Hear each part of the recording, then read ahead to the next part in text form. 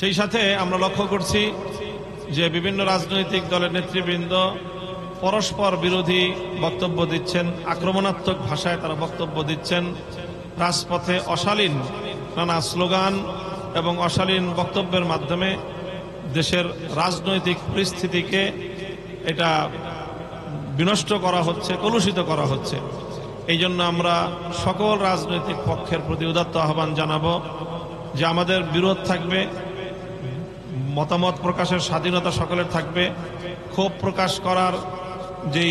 গণতান্ত্রিক অধিকার সেই অধিকার সকলে ভোগ করব, কিন্তু সেই অধিকার ভোগ করতে গিয়ে আমরা কোনোভাবেই যেন আমাদের দেশের শান্তিপ্রিয় রাজনৈতিক পরিবেশকে কলুষিত না করি এবং একে অপরের বিপক্ষে মারমুখী কোনো ভাষা বা শব্দ প্রয়োগ করে,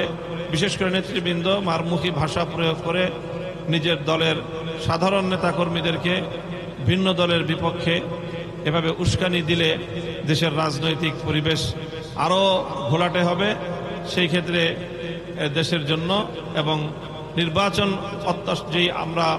আমাদের যে আসন্ন জাতীয় নির্বাচন আমরা মনে করি এই ধরনের পরিবেশ সৃষ্টি করতে থাকলে, এভাবে হানাহানি এবং পরস্পর বিরোধ অব্যাহত থাকলে নির্বাচনী ব্যবস্থা হুমকির মুখে পড়তে পারে।